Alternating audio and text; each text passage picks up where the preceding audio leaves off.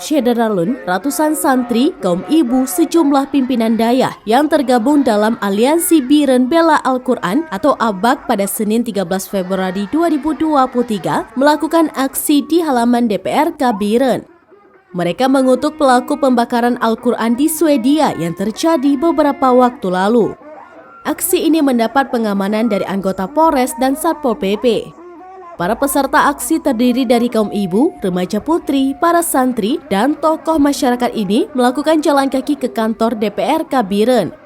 Koordinator lapangan aksi Iskandar atau lebih dikenal Tuih menyampaikan kehadiran mereka adalah untuk mengutuk pelaku pembakaran Al-Quran di Swedia.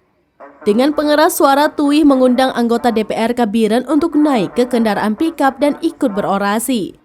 Peserta aksi juga membawa satu spanduk besar yang bertuliskan permintaan mereka kepada pemerintah Indonesia wajib memutuskan hubungan diplomatik dengan pemerintah Swedia jika pelaku pembakaran kitab suci Al-Quran tidak diseret ke Mahkamah Hukum Internasional. Aliansi juga meminta DPRK Biren untuk segera menyurati Presiden Jokowi untuk memboikot produk Swedia yang masuk ke Indonesia. Selain itu, para peserta aksi juga berdoa untuk korban gempa bumi di Turki dan Suriah. Ketua DPRK Biren, Rusyidi Mukhtar bersama sejumlah anggota DPRK lainnya langsung keluar serta menyampaikan sikap yang sama.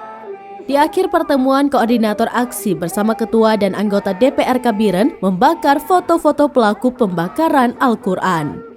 Dari Biren, Yusmandin Idris, Selaminus.com.